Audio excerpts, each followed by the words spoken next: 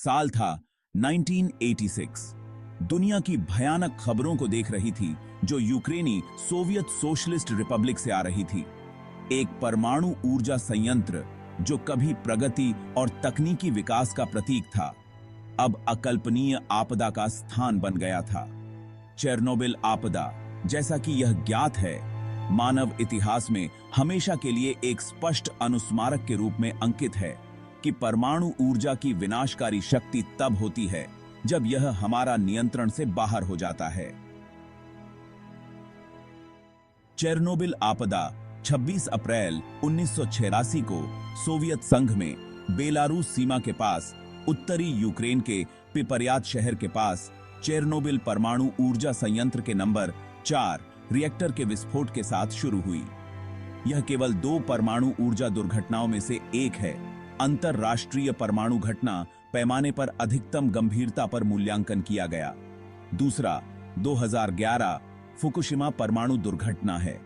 उनकी प्रतिक्रिया में 500,000 से अधिक कर्मी शामिल थे और इसकी लागत अनुमानित 18 बिलियन रूबल 2019 में लगभग 28 बिलियन अमेरिकी डॉलर थी। यह इतिहास की सबसे भीषण परमाणु आपदा और मानव इतिहास की सबसे महंगी आपदा बनी हुई है, जिसकी अनुमानित लागत 700 बिलियन अमेरिकी डॉलर है। ब्लैकआउट स्थितियों में किसी दुर्घटना के दौरान रिएक्टर को ठंडा करने का अनुकरण करने के लिए परीक्षण करते समय यह दुर्घटना घटी। ऑपरेटरों ने रिएक्टर की शक्ति में आकस्मिक गिरावट के बावजूद परीक्षण किया और एक डिजाइन समस्या के कारण उन स्थितियों में रिएक्टर को बंद करने का प्रयास करने से बिजली में नाटकीय वृद्धि हुई।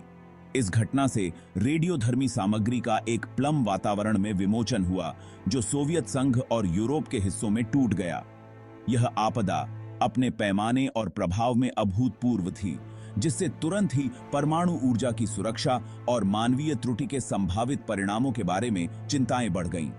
चेरनोबिल डिजास्टर सुरक्षा प्रोटोकॉल का महत्व, दुर्घटनाओं की स्थिति में पारदर्शिता की गिरावट और परमाणु संदूषण के दीर्घकालिक परिणामों का एक भयावह अनुस्मारक देता है।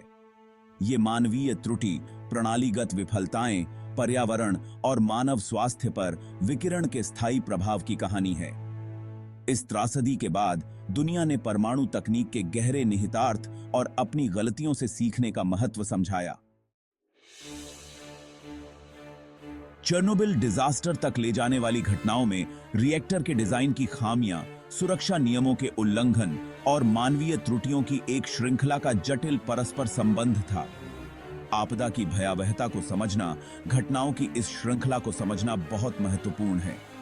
आपदा से पहले चेरनोबिल संयंत्र के इंजीनियरों ने रिएक्टर 4 पर एक सुरक्षा परीक्षण संचालन की योजना बनाई थी।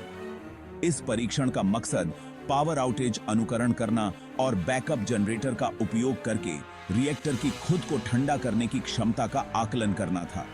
लेकिन डिजाइन की खामियों और परिचालन त्रुटियों के संयोजन के कारण परीक्षण भयानक रूप से गलत हो गया। परीक्षण के दौरान ऑपरेटरों ने कई सुरक्षा प्रणालियों को अक्षम कर दिया और कई सुरक्षा प्रोटोकॉल का उल्लंघन किया। ये रिएक्टर में एक डिजाइन दोष के साथ मिलकर एक खतरनाक पावर सर्ज पैदा करता है। उछाल की वजह से रिएक्टर कोर के अंदर के तापमान और दबाव में तेजी से बढ़ोतरी हुई, जिससे विस्फोटों की एक श्रृंखला हुई, जिससे रिएक्टर की इमारत टूट गई। आपदा के बाद विस्फोट का कारण निर्धारित करने और जिम्मेदार लोगों की पहचान करने के लिए एक संयुक्त सोवियत और अंतरराष्ट्रीय जांच शुरू की गई। जांच में योगदान देने वाले कारकों का एक कैस्केड सामने आया, जिसमें मानवीय कारक और तकनीकी कमियां दोनों के महत्व पर प्रकाश डाला गया। जांच से यह निष्कर्ष निकला कि आपदा का प्राथमिक कारण आरबीएम के 1000 रिएक्टर के डिजाइन में एक घातक दोष था, जिसका उपयोग चेरनोबिल में किया गया था। इस विशेष रिएक्टर डिजाइन में एक सकारात्मक शून्य गुणांक था, जिसका अर्थ है कि शीतलक प्रवाह में कमी से रिएक्टर शक्ति में वृद्धि हो सकती है। इस प्रतिसहज ज्ञान युक्त व्यवहार ने रिएक्टर को स्वाभाविक रूप से अस्थिर बना दिया। डिजाइन की खामियों के अलावा जांच में परिचालन त्रुटियों और सुरक्षा उल्लंघनों की एक श्रृंखला भी उजागर हुई, जिससे आपदा में योगदान हो रहा था। प्लांट संचालक परीक्षण पूर्ण करने के दबाव में कई सुरक्षा प्रणालियों को बायपास कर देते हैं और स्थापित प्रक्रियाओं से भटक जाते हैं। सुरक्षा प्रोटोकॉल के पालन की कमी से दोषपूर्ण रिएक्टर डिजाइन से होने वाले अंतर्निहित खतरे और बढ़ जाते हैं।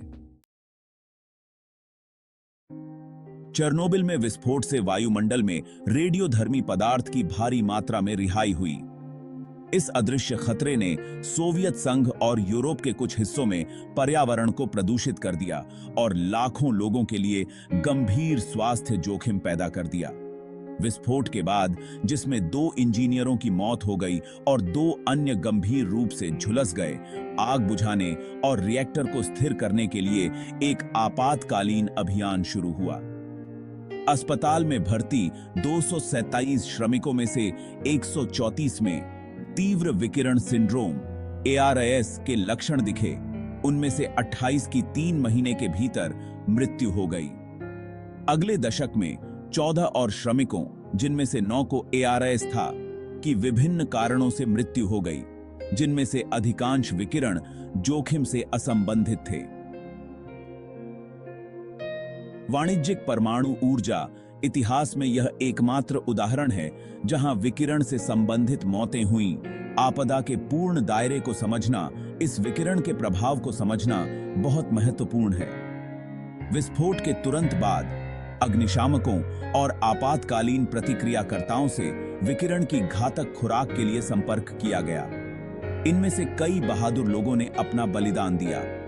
अपार व्यक्तिगत जोखिम के बावजूद आपदा को रोकने और आगे रेडियोधर्मी रिलीज को रोकने के लिए अथक प्रयास कर रहे थे। विकिरण जोखिम के दीर्घकालिक प्रभाव संयंत्र के तत्काल आसपास के क्षेत्र से कहीं दूर तक विस्तारित होते हैं।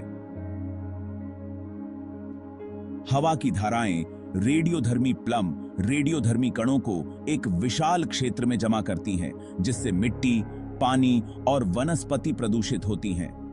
यह संदूषण मानव स्वास्थ्य के लिए एक बड़ा खतरा पैदा करता है, जिससे कैंसर, जन्मदोष और अन्य विकिरण संबंधी बीमारियां बढ़ जाती हैं।